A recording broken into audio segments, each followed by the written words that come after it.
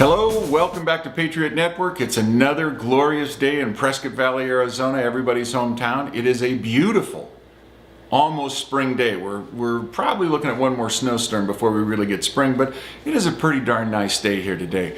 I want to talk to you a little bit about the budget for 2010. I want to talk to you about the extent to which the budget is out of balance, and I want to put some emphasis, put the exclamation point on to what I just spoke about in the previous episode, the medical reform, quote-unquote medical reform bill.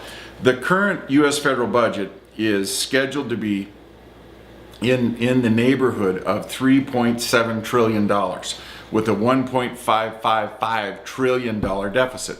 Now, I want you to consider for a second that we're talking about a deficit, and I mentioned this to you a few weeks back, from 1776 to 1980, the entire federal debt of the United States was $800 billion. In one deficit, the president and the democratically controlled Congress will put out in a single year, they'll have a deficit twice the size of the federal debt that took 204 years to run up. Now, I want to urge you to consider if that's a good idea. I want to urge you to really be thinking about, is this what we want to do? Now, how far would we have to go back? And by the way, you can access these numbers very easily. You can go to the Office of Management and Budget. That's the White House, the executive branch bookkeeper. You can go to the Congressional Budget Office, the CBO. And they've got all kinds of nice graphs and charts, and they've got all the numbers. But if you look at total federal receipts estimated for 2010, we're talking about $2,165 billion. We're talking about spending of $3,720 billion, and we're talking about a deficit of $1.555 trillion. Now, if you ask yourself, what would we have to go back to balance the budget? How far back would we have to go? If you go back, and again, I urge you to go look at the numbers, but if you go back to, and again, we're at call it 2.6 trillion in federal receipts. If you go back to 2006, we're at 2.4 trillion in terms of our receipts, and we're at 2.6 trillion in terms of the spending. We're upside down about $248 billion. But if you say with 2.165 trillion in receipts, how far back would we have to go to balance that budget? If you go back to 2003, 2002, as a budget, you can balance our current budget. The 2011 estimate, $2,567 billion. If you go back to spending, that's 2006 or 2007.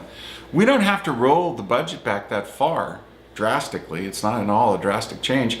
And if you think about how much you've had to tighten your own belt in the current recession, I imagine if you went through, pulled up your Quicken, or if you're keeping it on a spreadsheet like I have everything in Excel, and I checked my own numbers on this, I'm spending well below my 2005 and 2004 level. If we move it back to 2007, 2006 for our total spending level, guess what? We balance the budget.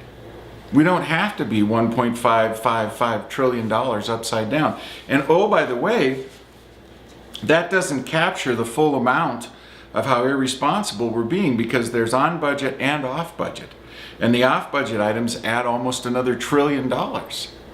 So it isn't just 1.55 trillion. If you look at the off budget items, that adds almost another $1 trillion, so it's 2.5 trillion. If you look at the unfunded liability in Medicare, Medicaid, and Social Security, now you're talking some real money. I want to urge you, every patriot listening to this, I want to urge you to write to your member, your elected representation, the people who work for you, and I want you to tell them to balance the budget. I want you to tell them that you want spending, federal spending, pushed back to the 2006-2007 level, because that'll balance the budget. Now, 2011 versus 2006, we're talking 5 years back. If you look at, and this is from the Office of Management and Budget, if you look at the estimate of what federal spending is going to be in 2015, and 2015 is important to me on several different levels. It's when my daughter graduates from high school. It's the year I'll be 62 years old. It's the first year I could retire and collect Social Security and my pension from the state and blah, blah, blah. It's, it's an important year for me. They predict, and this again, Office of Management and Budget, this is the Executive Office of Budget, they expect the budget to go from its current level, 2.56 trillion, to 3.66 trillion. In other words, they're going to, over 5 years, they're going to push spending up by $1 trillion. And they're expecting, and still the budget isn't balanced, they're expecting $751 billion as the deficit, plus another $1.5 billion off budget. So I think it's time for people to really come out of their slumber. I want to urge you to become good citizens and look at your federal budget. Every time that we get a sheet like this from the Office of Management and Budget, every time that I go to the federal resources and look at a pie chart that says we've got 23% for health and 21% for pensions, I look at that and go, that's 44%. Welfare is another 12%, that's 56%. And that leaves 20% for other, which includes interest on the debt, and 24% for welfare. We are rapidly approaching the place in our federal budget where if we take off defense and interest on the debt, 80 cents on the dollar that's left is Social Security, Medicare, Medicaid. Very quickly, 2012, 2013, we'll have a budget where defense, interest on the debt, set them aside, and the rest of the budget will be Social Security, Medicare, Medicaid.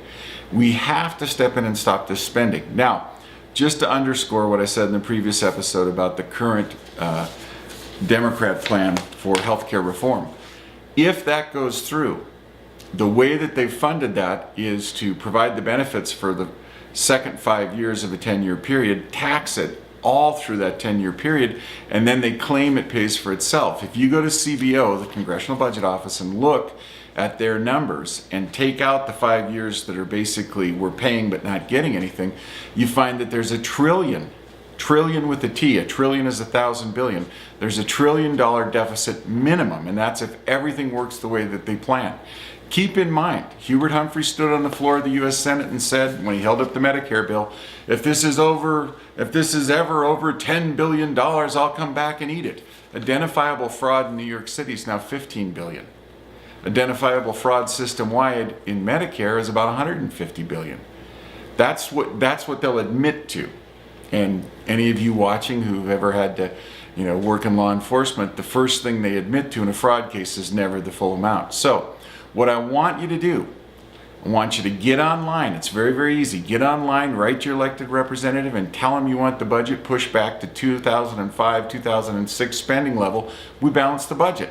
If we balance the budget, we bring down risk in the marketplace. We make it easier to borrow money. We create a situation where capital formation is easier, where entrepreneurs can go to the equity markets, borrow money, and create new jobs. The government has demonstrated with the giant porculus bill, they can't create jobs. If you look at the $1 trillion of spending that went into the porculus bill, there is almost zero job creation. And if you look at the cost per job, about $250,000 to $350,000, it would be much simpler and easier to just buy those people an annuity and never have to worry about them again. Please act now. Tell the people who work for you in the House and the Senate to stop this profligate spending. Move it back to 2005, 2006, we balance the budget. That's a place to start. Get outside, have a great day. We'll see you in a week. Bye-bye.